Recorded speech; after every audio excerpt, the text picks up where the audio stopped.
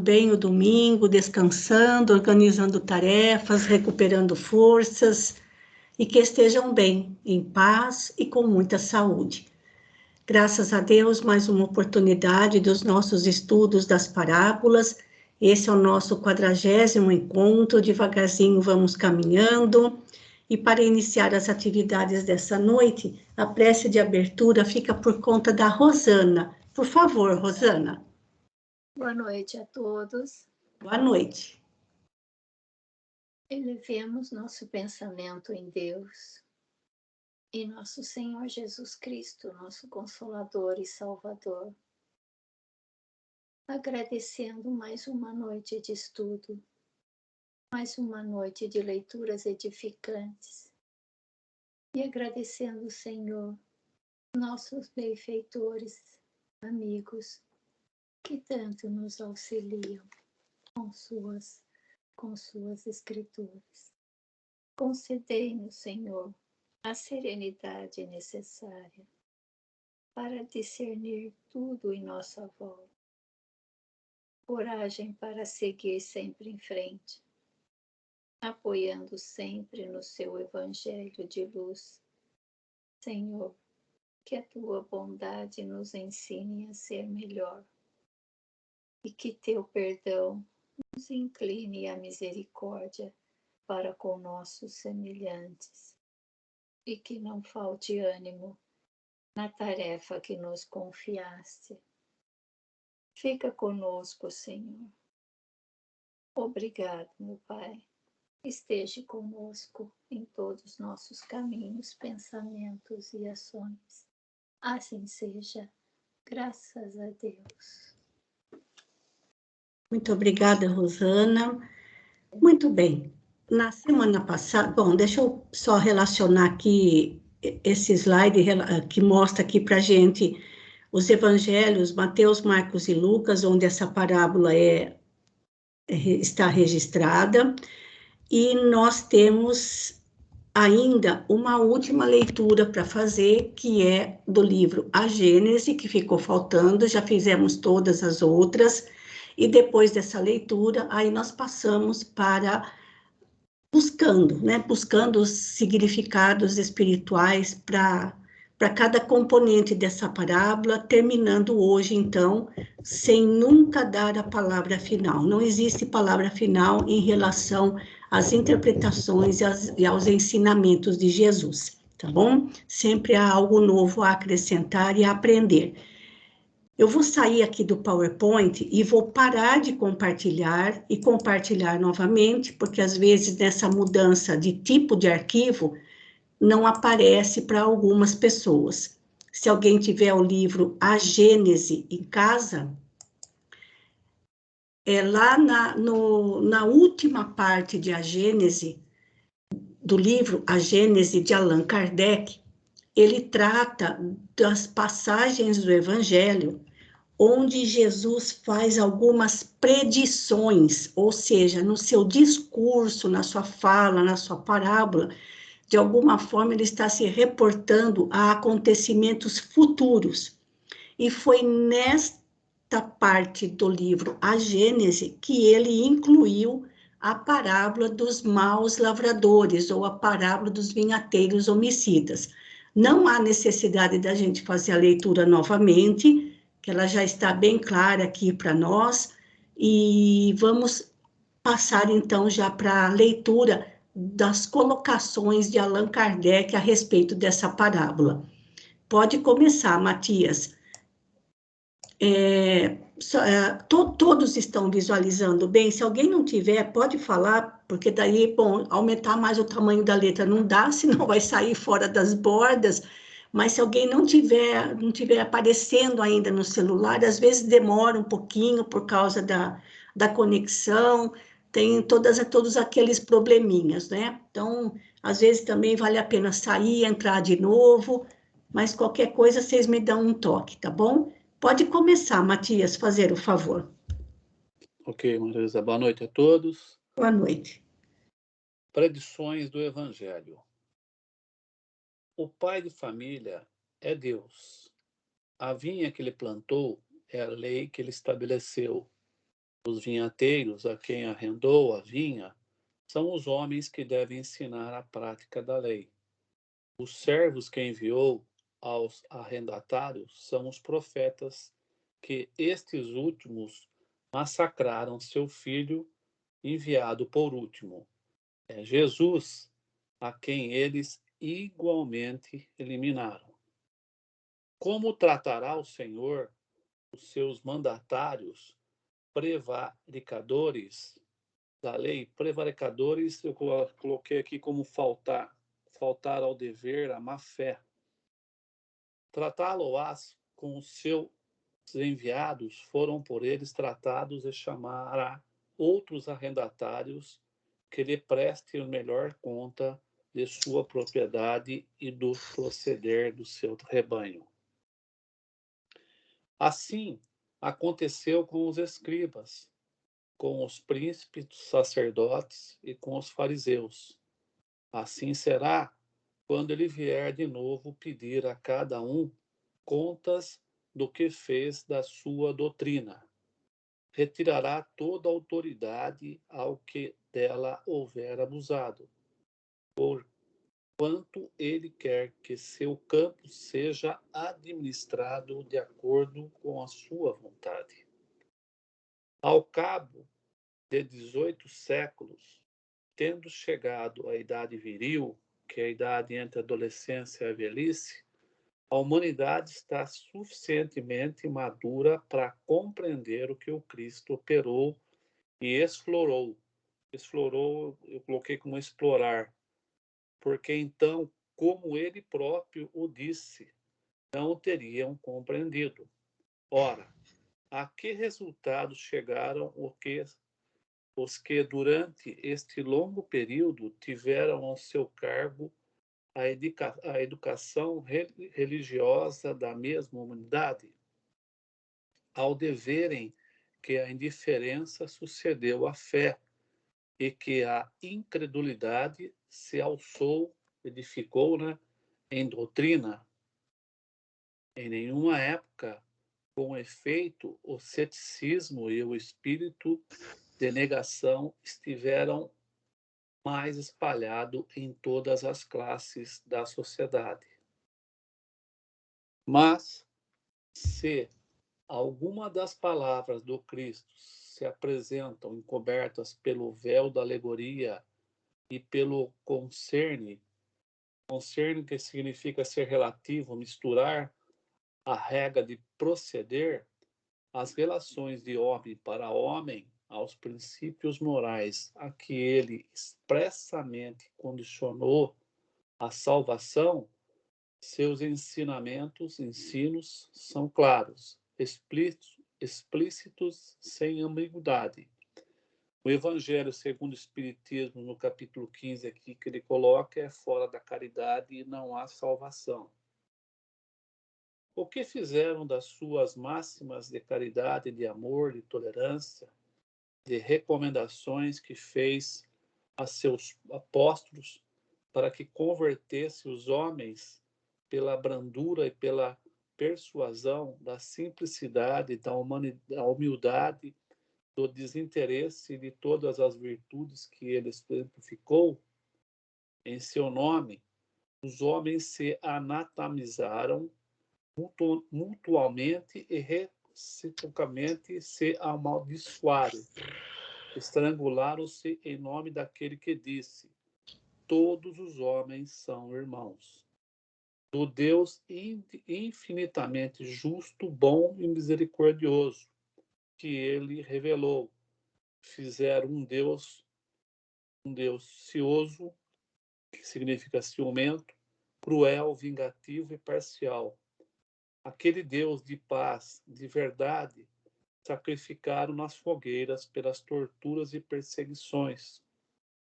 Muito maior número de vítimas do que em todos os tempos os pagãos sacrificaram aos seus falsos deuses. Venderam-se as orações e as graças do céu em nome daquele que expulsou do templo os vendedores, que disse aos seus discípulos: dai de graça o que graça recebestes. Que diria o Cristo se viesse hoje entre nós? Se viesse os que se dissem seus representantes a ambicionar as honras, as riquezas, o poder e os faustos dos príncipes do mundo, ao passo que ele, mais rei do que todos os reis da terra, fez as suas entradas em Jerusalém montado num jumento, não teria o direito de dizer-lhes: que fizeste dos meus ensinos, vós que incensais, elogiais, né, que significa o bezerro de ouro, que dais a maior parte das vossas preces aos ricos, reservando uma parte insignificante aos pobres, sem embargo de haver eu dito: os primeiros serão os últimos, e os últimos serão os primeiros no reino dos céus. Mas, se ele não está carnalmente entre nós, está em espírito, e como o Senhor da parábola virá pedir contas aos seus vinhateiros do produto e de sua vinha, quando chegar o tempo da colheita. Isso, é até aí.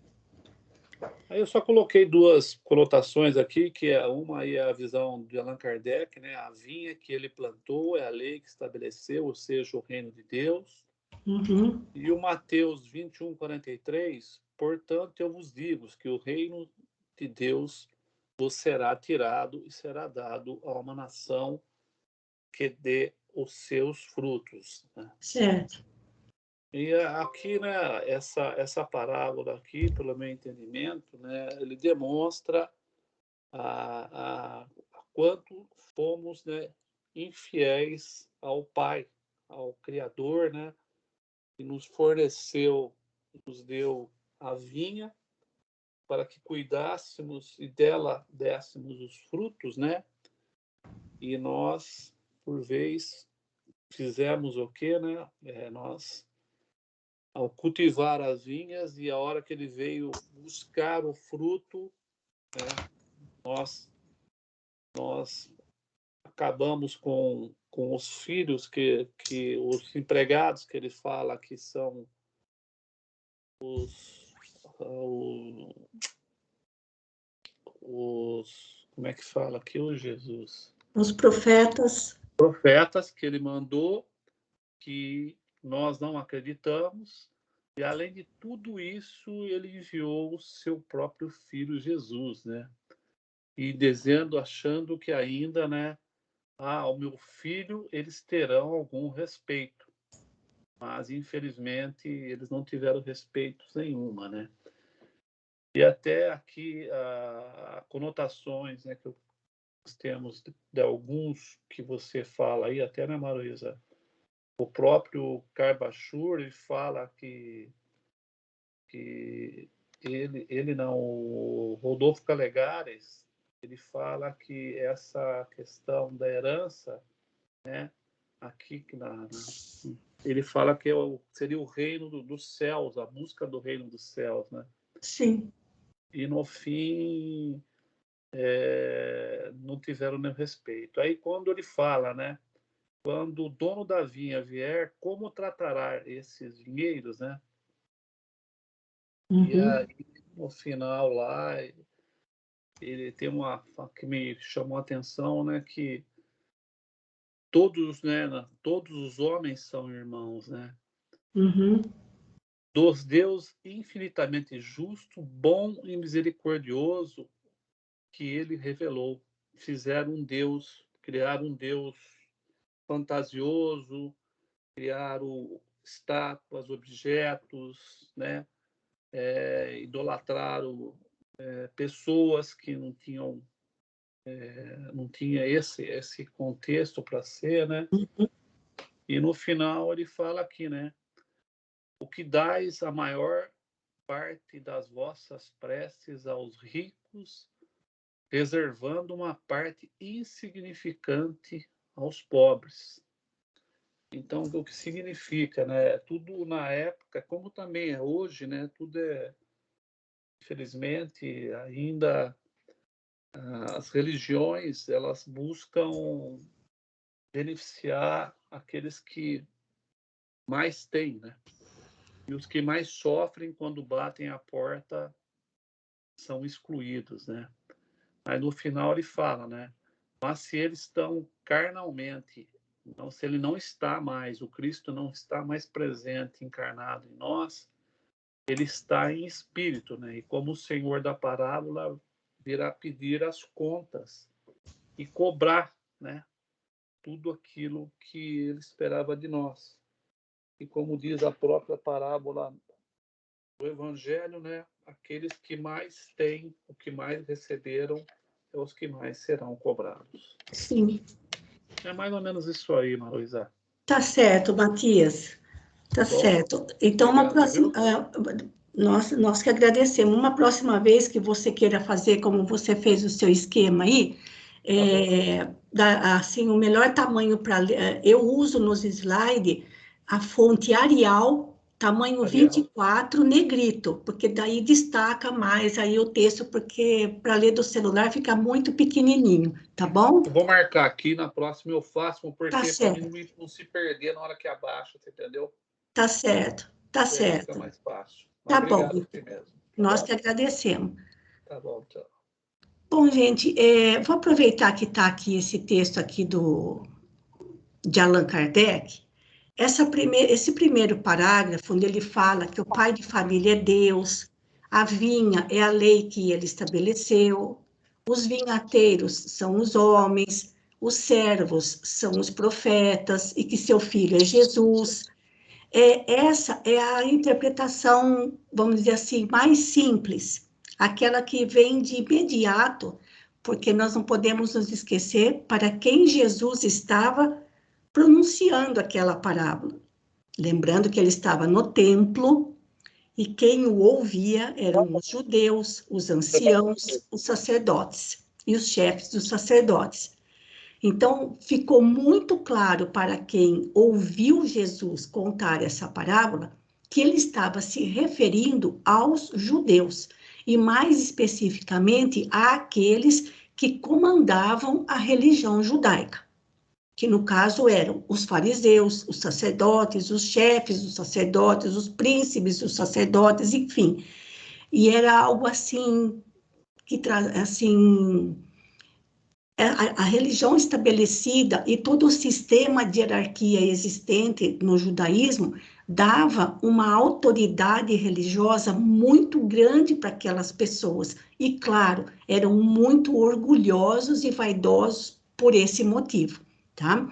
Então, agora a gente precisa tentar dar uma espremida para interpretar mais coisas que essa parábola, tentar encontrar um significado também acima do texto daquilo que a parábola traz para nós, tá bom? Então, eu vou voltar novamente, eu vou parar de compartilhar outra vez, porque agora eu vou voltar no PowerPoint, tá bom?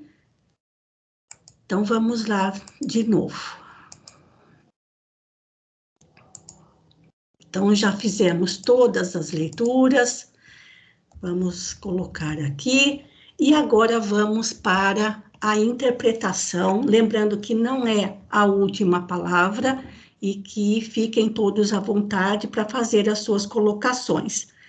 Então, quem são os personagens que aparecem na parábola? Fica fácil de identificar, mas vamos tentar um significado um pouquinho além do que aquele que, num primeiro momento, também é fácil da gente descobrir a quem se refere. Então, como já fica muito claro, o proprietário da vinha é Deus, os vinhateiros, num primeiro momento, seria a humanidade, mas aqui eu já quero fazer uma correção, não é a humanidade em geral, seria mais especificamente, porque os primeiros vinhateiros a quem Jesus concedeu a tarefa de auxiliar no progresso espiritual da humanidade foram os hebreus. Então, depois eu vou corrigir aqui, tá, gente? Não é a humanidade como um todo, mas naquela época eram os hebreus. Mas e hoje? Hoje não tem mais hebreus. E hoje? proprietário da vinha continua sendo Deus. A vinha, nós sabemos que é toda essa casa, essa escola que ele nos concedeu. E os vinhateiros, que na época representavam os hebreus, hoje a gente pode estender como sendo para toda a humanidade. Mas naquele primeiro momento da parábola, Jesus se referia aos hebreus. Tá bom? Depois eu acrescento aqui, antes de mandar o texto para vocês. Aliás, posso fazer isso já, peraí. A humanidade e os hebreus, no primeiro momento, tá bom, gente? Mas hoje a gente vai estender isso para além desse significado, tá bom? Porque a parábola continua valendo aqui para o nosso momento. No primeiro momento para os hebreus, e a humanidade como um todo, porque todos nós somos responsáveis. Não são somente os encarregados e responsáveis, os mandatários das crenças religiosas, pastores, padres, rabinos e por aí vai. Não são somente esses. Cada um de nós que já teve a oportunidade de ler alguma coisa do Evangelho, já está comprometido com ele. Não precisamos nos aprofundar nos ensinamentos, porque alguns são extremamente claros, sobretudo aqueles que se dirigem à moral, à nossa conduta perante o próximo. Então, qualquer um que tenha passado os olhos pelo Evangelho uma vez, já está comprometido com ele, não pode mais alegar ignorância. Então, essa parábola também, ela continua valendo, ela não foi só para aquela época, ela continua valendo para os nossos dias. E todos nós, a partir do momento que temos um contato com o Evangelho, nós também passamos a ser responsáveis por aquilo que conhecemos. Quanto maior o saber, maior o testemunho. Mais aptos estamos a testemunhar, e maior é a nossa obrigação em testemunhar aquilo que conhecemos. Não podemos mais dar desculpas de que não sabíamos. Os servos do proprietário, na época, eram os missionários do bem. Eram os missionários do bem, que na época de Jesus, na correlação que a maioria faz, seriam os profetas. E uma boa parte dos profetas foi assassinado, né, foram martirizados pelos próprios judeus, pelos próprios hebreus. E depois, cada um tem um conto, mas, assim, eles não foram nada receptivos para as visões, os sonhos, as predições, as profecias, os ensinamentos que os profetas trouxeram.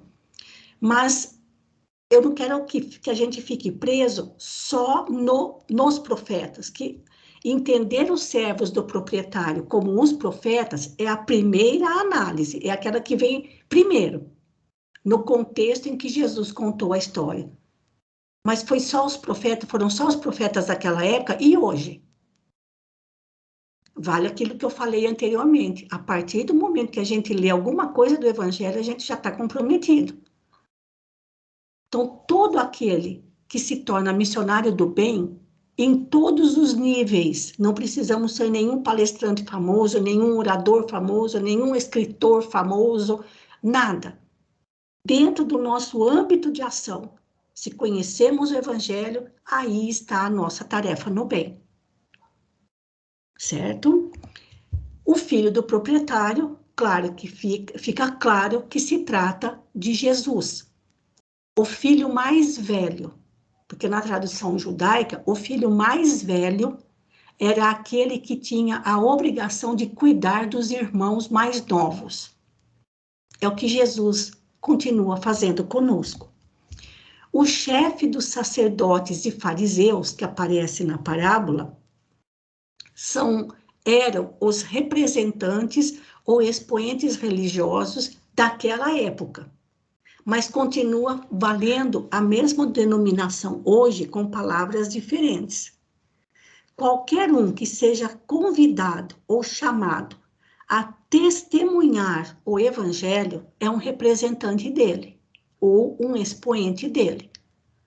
Porque, no nosso caso, como espíritas, nós somos espíritas somente no centro espírita? Somos espíritas apenas nos momentos em que estamos estudando a doutrina espírita?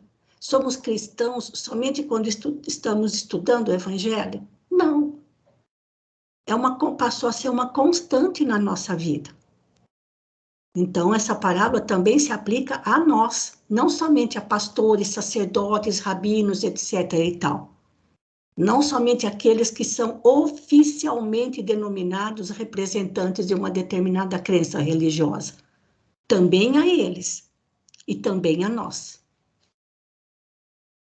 Construtores que aparecem no finalzinho da parábola, onde ele fala da questão da pedra angular, nós devemos considerar que todos aqueles que colaboram para o bem comum estão auxiliando a construir o reino dos céus aqui na Terra, porque ainda tem muita gente de braço cruzado esperando que esse reino dos céus aconteça milagrosamente.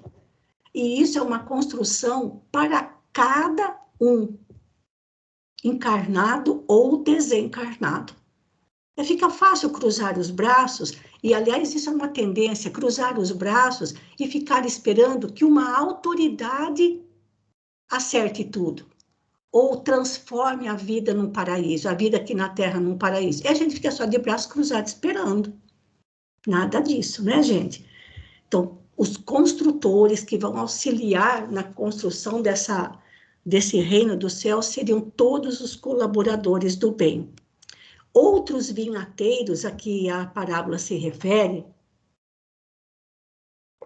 já que os primeiros vinhateiros não deram conta, justamente pela sua agressividade, pelo seu orgulho, pela vaidade, outros vinhateiros iriam surgir para tomar conta da vinha, mostrando que outros agrupamentos passariam a vivenciar o evangelho, no lugar daqueles que inicialmente foram considerados os seus primeiros representantes. Então, deve ficar muito claro para nós que o cristianismo, que o próprio Cristo, não tem dono. Porque há muitas crenças religiosas que se consideram proprietárias de Jesus, proprietárias do Evangelho, proprietárias da Bíblia. Só elas entendem, só elas interpretam, só elas é que estão certas. Então, é preciso vivenciar, mas na prática mesmo, ali no dia a dia, como missionários do bem, como um representante não oficial da crença que eu professo. A obrigação de testemunhar. Quanto maior o conhecimento, maior deve ser o testemunho. Foi isso que eu consegui pensar, gente, mas jogando a parábola ainda para os nossos dias, e não somente para aquela época. Algum comentário, alguma correção daquilo que eu tenha falado, podem se manifestar, por favor. Bom, se alguém pensar depois e tiver lembrado depois, pode me corrigir, tá bom? Depois vem o lugar. Eis que aparece novamente a vinha, que nós já vimos na palestra anterior, na parábola anterior, na parábola dos 2 filhos. Lá estava a vinha novamente, e descobrimos com aquele texto maravilhoso da Joana de Ângeles o que significa trabalhar na vinha do Senhor. Mas tem um errinho aqui, não é mundo íntimo. Vamos corrigir já. A vinha, essa vinha do Senhor, não é só o planeta. Começa no nosso mundo íntimo, o lugar mais difícil. A família, a nossa casa religiosa, o nosso ambiente de trabalho, o próprio planeta. Então, ela pode tomar várias dimensões. Claro que a vinha maior é o planeta Terra, para nós, onde estamos ainda ligados. Mas ela tem também outras conotações, porque em cada lugar, seja em nosso mundo íntimo, na família, na casa religiosa, no nosso, na nossa área de trabalho, no meio em meio à sociedade, até mesmo na rua, nós estamos sempre trabalhando na vinha do Senhor. Então, ela toma outras dimensões, né? O estrangeiro, que também aparece lá na parábola, porque na parábola fala que Deus concedeu a vinha aos vinhateiros e foi para o estrangeiro. E eu aqui entendi, olha o meu erro agora aqui, olha, eu coloquei como portador de experiências diferentes, mas aqui nós estamos falando de lugar e não de pessoas. Então, eu preciso corrigir agora que eu percebi que eu estava considerando o estrangeiro como pessoa, mas aqui ele está falando como lugar, né? Que no comecinho da parábola fala que ele arrendou a vinha aos vinhateiros e foi para o estrangeiro. Na verdade mesmo, isso significa não que ele tenha se ausentado, porque se a propriedade era dele, sempre há a preocupação com aquela propriedade. Então, nesse caso, eu preciso corrigir isso daqui. Então, por favor, não anotem isso, porque não é isso, tá bom? Eu mesma peguei o meu erro aqui.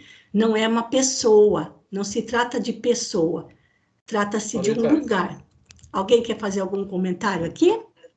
Não, no meu aqui, ele fala que partiu para um país distante.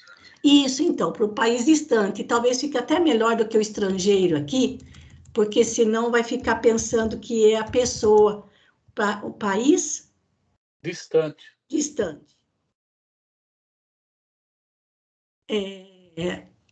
O que é que nós...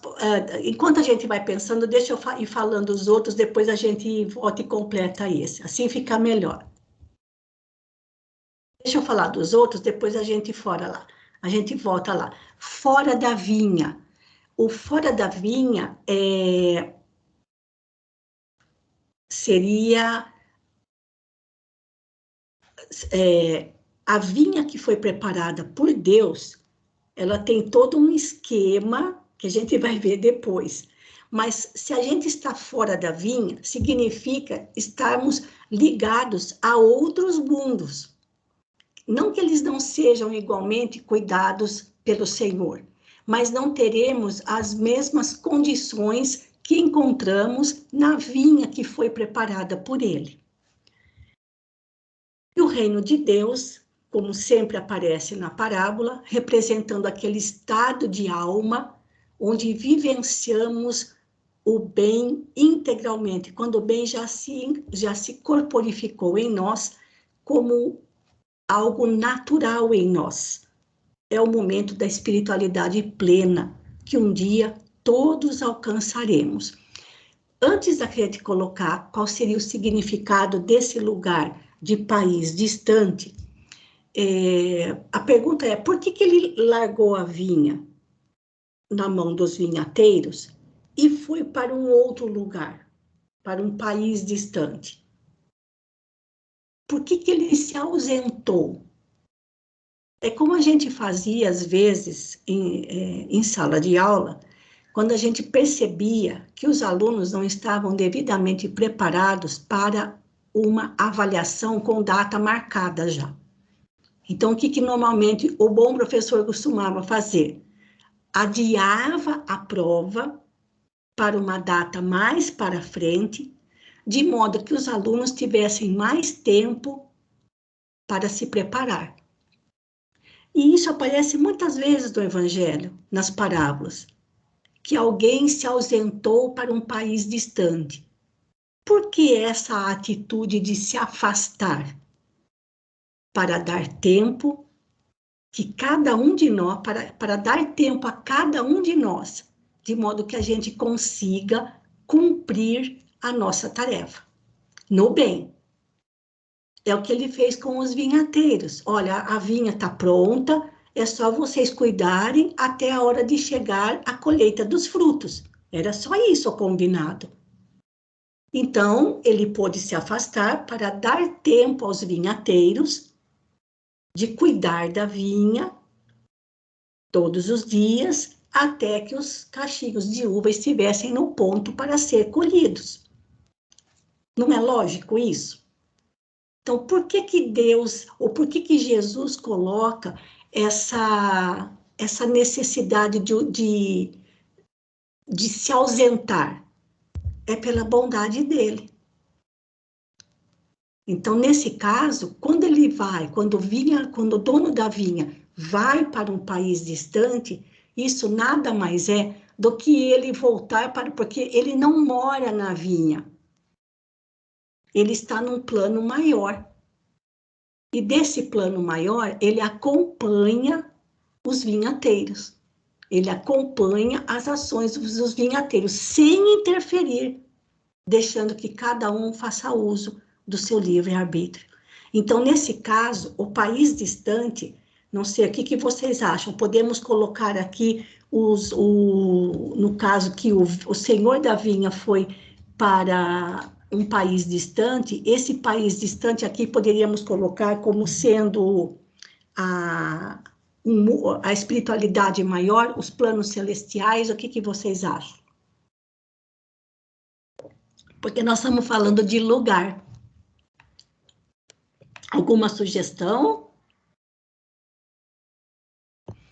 Bom, enquanto todos pensam, a gente vai adiante e vou deixar em branco aqui, tá bom? O universo ficaria ruim, Marisa? Não, o universo não, porque, por exemplo, vamos pensar isso na prática. O dono da fazenda que não mora na fazenda, a fazenda não tem nem casa, como acontece aqui bastante no estado de São Paulo, eles arrendam a terra para a pessoa plantar cana. Mas o dono do terreno, o dono da fazenda, não mora na fazenda. Ele mora em outro lugar. Então, vamos pensar um pouquinho aí com calma, depois a gente coloca o significado desse país distante, tá bom? E aí a gente vai amadurecendo, mas vamos adiante. Então, depois vem o tempo. Nesse tempo, gente, eu não esmiucei nenhum deles, porque a gente vai falar disso de novo nas ações. Só precisamos pensar na sequência dos fatos. Tem um momento de preparar a vinha, acho que não sei nem se plantar seria a palavra certa, mas seria o momento, porque quando as pessoas chegaram já estava tudo pronto, apenas para que eles cuidassem da vinha. Então, teve o primeiro momento de preparar a vinha, acho que preparar é melhor do que plantar. O momento de arrendar, deixa eu trocar aqui, ó. Preparar a vinha. Depois, arrendar a vinha. Tem que ser nessa ordem. Depois vem a época da colheita. Na época da colheita, ele envia os servos, envia o filho. Acontece ali aquele momento de agressividade com o filho e com os servos, e o momento de arrendar para outros. Essa é a sequência que a gente vai conseguir pegar melhor quando a gente entrar nas ações, porque assim eu não fico esmiuçando demais, mas a sequência tem que ser essa. Vamos dizer assim, o planejamento maior é esse, com as suas intercorrências aí de vez em quando. Porque quando a gente fala no tempo, às vezes a parábola se refere a um determinado tempo mesmo, dia, é noite, é primavera, é outono, é inverno, é verão, mas não é o que acontece nessa parábola, não tem um tempo explícito, tem um tempo que está implícito, e que é justamente a sequência dessas ações. Tá bom? Então, a gente vai deixar para esmiuçar melhor quando a gente chegar lá nas ações somente. Mas a sequência é essa. Depois vem os elementos ou os objetos que aparecem no texto. A sebe, lembrando que no comecinho da parábola, o senhor da vinha disse que a vinha já estava pronta, plantada, preparada, tinha a sebe ou a eira, o lagar e uma torre. Ou seja, estava tudo pronto para eles trabalharem. E qual era o objetivo? E qual é o objetivo principal da sebe, aliás, da vinha? Era extrair o suco da uva. E para poder ter um bom vinho, as uvas tinham que ser de qualidade.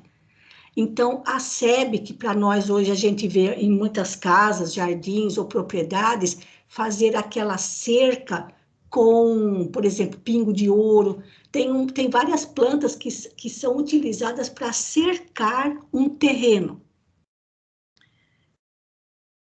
Lagar, como nós comentamos e mostramos algumas imagens, que elas estão aqui de novo, para quem não pôde assistir a semana passada, é o lugar onde as uvas ou as azeitonas são amassadas para extrair o suco ou o azeite. Então, a Terra, o nosso planeta, é um grande lagar, onde nós precisamos ser pisados pela dor para o nosso aperfeiçoamento espiritual. Esse lagar é muito grande, mas ele está protegido, tem uma proteção para nós, e essa proteção é espiritual. Essa proteção espiritual nunca faltou. Inclusive, eu não me lembro onde que eu li ou alguém de alguma palestra que eu ouvi, dizendo que a partir do momento em que o ser humano começou a ter o pensamento contínuo, ou seja, não conseguia mais parar de pensar, o seu raciocínio era contínuo. Jesus nunca deixou de ajudar, de auxiliar, de mandar os seus enviados para organizar o pensamento do ser humano, organizar o ato de pensar, o mundo mental. Então, isso para nós já está pronto há muitos e muitos anos, há milhares e milhares de anos. E o que mais tinha na vinha era a torre. Ora, para que serve uma torre? Para vigiar, para observar. Então, tem o orar, vigiar. Mas o Evangelho de Marcos diz assim, olha, olhai, olhar, orar, vigiar. Mas como é que eu posso vigiar se eu não estiver olhando, prestando atenção? Então, nesse trabalho da vinha, nós precisamos estar constantemente vigiando, ou vigilantes, para o que nos ocorre. Além disso, a torre, ela está num plano mais alto. O que significa isso? Que essa vigilância tem que ser elevada. E para que a vigilância possa ser elevada, é o nosso pensamento que tem que se elevar. E já estava tudo pronto. Os frutos a serem colhidos, lembrando que nós estamos aqui para sermos espremidos pela dor, como se pisa na uva, como se espreme a azeitona, para fazer com que esse fruto desabroche. As virtudes, o bem, o conhecimento. Esses são os frutos que o Senhor espera colher de nós. A herança, a que fala a parábola, essa fica fácil, é o reino dos céus. Aqui tanto Jesus, como Jesus explicou o que era o reino dos céus. E que dificuldade aquelas pessoas há mais de 2000 anos tinham para compreender. E que dificuldade nós ainda temos para compreender. A pedra angular, fica fácil de entender que se trata de Jesus, modelo e guia. Os pedaços que aparecem, que quem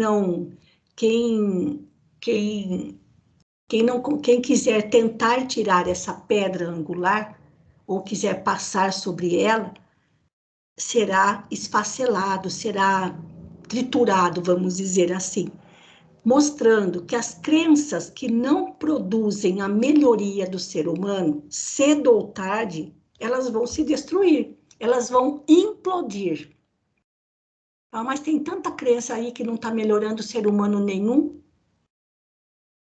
Tem sim, é que a gente aqui não tem notícias, porque aqueles que realmente se reformam, aqueles que realmente vivenciam os seus ensinamentos, muitas vezes são pessoas anônimas, que estão vivendo lá no seu cantinho, humildes, muitas vezes com uma tarefa simples para nós, mas que eles cumprem com devotamento e gratidão a Deus. Acredito que não é o nosso caso. Tá bom, gente? Então, toda crença, toda religião que não melhore o ser humano, cedo ou tarde ela vai deixar de existir. São porque os interesses pessoais são maiores do que os interesses coletivos. Alguma colocação nesses elementos? Bem, e por último, aqui é o lagar, né? Então, vamos pensar que a Terra é um grande lagar, onde nós temos a nossa vinha pessoal para dar conta, e nessa vinha pessoal vai chegar sempre um momento em que os nossos frutos, ou seja, a dor vai realmente fazer com que saia de nós um ser melhor, né? Que esse também é o objetivo, de nos tornar pessoas melhores. Aqui a pedra angular, um exemplo que a gente já tinha comentado a semana passada, e por fim, as ações, que são muito parecidos, praticamente idênticos aos momentos. A primeira ação que aparece na parábola é que a vinha já está pronta, ela já foi plantada. Ora, quando nós chegamos no planeta, ele já estava prontinho da silva. E quando é que aconteceu isso? Aconteceu com Jesus, há 4 bilhões e 500 milhões de anos atrás. A formação, quando se deu início dos primeiros moldes, da primeira massa para se formar o nosso planeta. O que significa isso, gente? Que há 4 bilhões e 500 milhões de anos, Jesus já era um espírito crístico.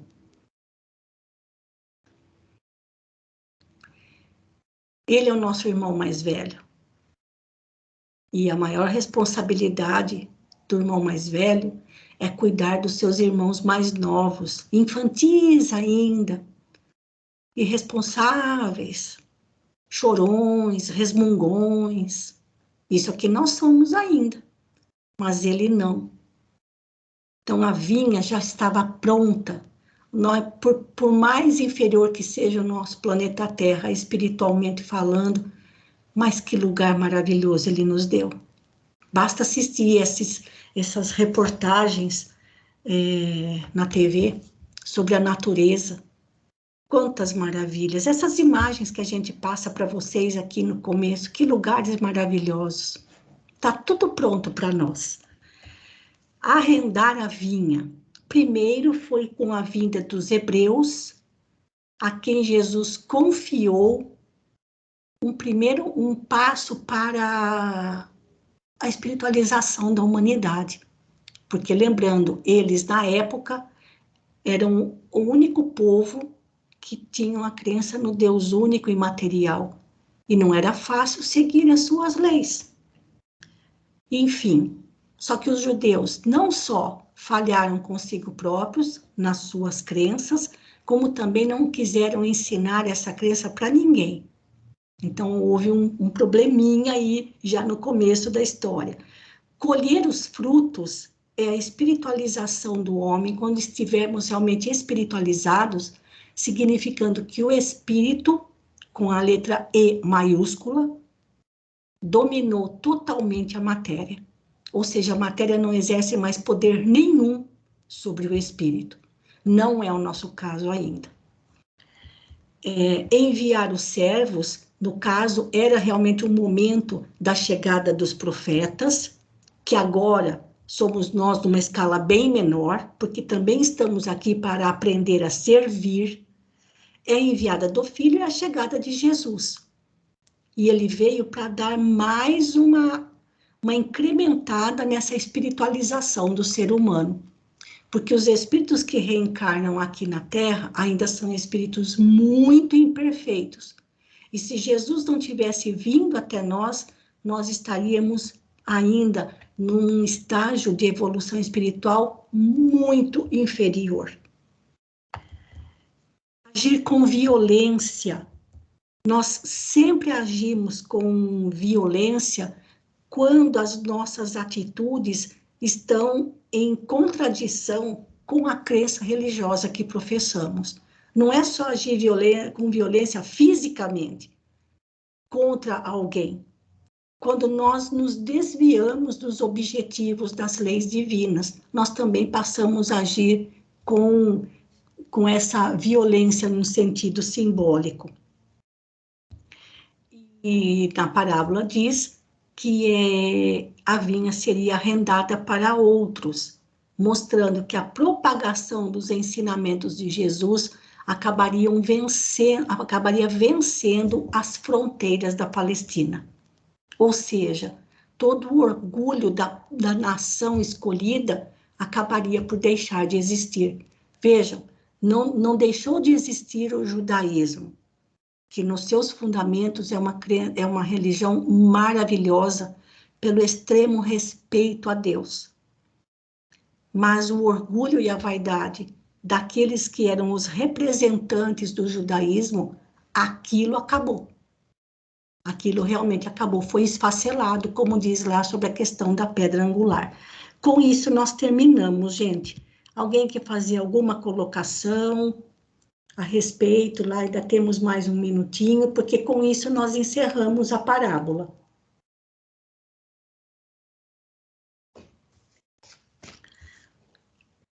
Ainda fica devendo aqui, vamos voltar lá no... Cadê o país distante? Alguém teve alguma intuição de colocarmos aqui, ou vamos deixar em branco um pouquinho ainda? Malu, no texto que nós lemos, está o termo o estrangeiro. Sim. Então, o estrangeiro, como sendo lugar, seria esse país distante. Sim. Mas qual é o significado espiritual disso? É aí que está o negócio.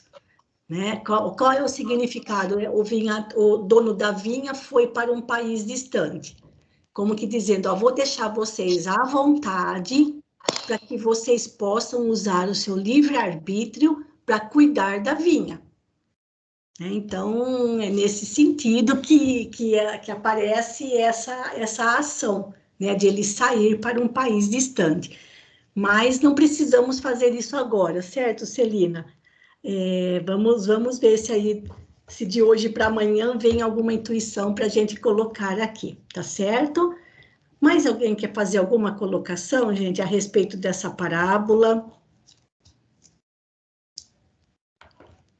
Todo mundo quietinho?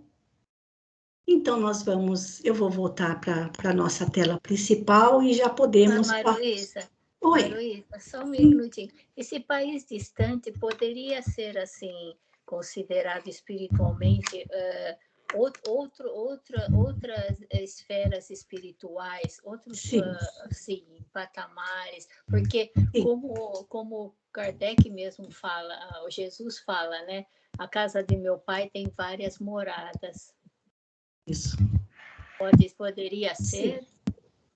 No caso, esse país distante para onde o Senhor da vinha foi, são as esferas espirituais mais elevadas, né, Rosana? Você matou em cima, é isso mesmo. Porque ele, como sendo o Senhor da vinha, era aquele que estava acima de todos, certo? Os demais eram os trabalhadores da vinha. Então, quando o país distante ele assim, é como o dono de uma fazenda que arrenda sua fazenda e não mora na fazenda. Ele mora na cidade, mas deve morar na cidade numa big de uma casa, vamos dizer assim. Então, ele vai para um lugar, e no caso do Senhor da vinha sendo Deus, é para as esferas espirituais elevadas que a gente não pode nem fazer ideia de como sejam, e nem onde estejam, certo? Então, você matou em cima, certo, Rosana? Muito bom. Alguém quer fazer mais algum comentário? Moreza, oi. Eu estou com um autor aqui, o Antônio Luiz Saião. Você conhece ele? Eu não conheço, a que a gente sabe é que ele que foi o fundador do Sanatório Saião aqui na cidade de Araras. Então, ele tem uma parte aqui bacana que ele falou que o povo judeu representava, ele contesta junto com Allan Kardec, com o outro aqui sobre a Sapinha, ele fala exatamente o que você diz. O povo judeu representava os vinhateiros até a morte de Jesus. Uhum. A partir de então, a vinha foi retirada do poder dos maus vinhateiros e dados para os outros. Você acabou de dizer agora há pouco aí que o judaísmo é uma religião muito bonita, né? Sim.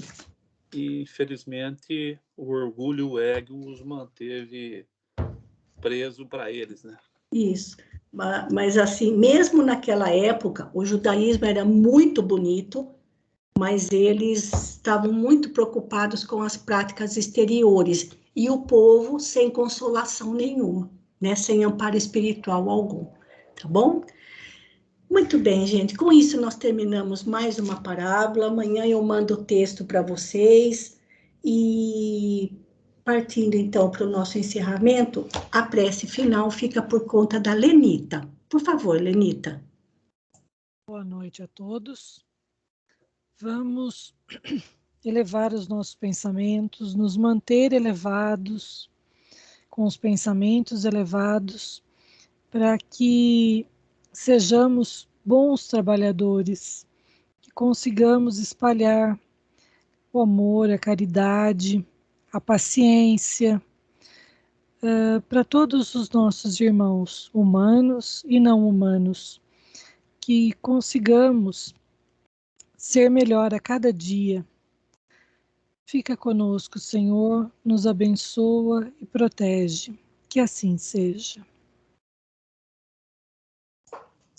Obrigada, Lenita, mais uma vez agradecendo pela companhia de vocês. Desejo a todos uma boa noite, um bom descanso, uma ótima semana, um grande abraço, fiquem todos com Deus.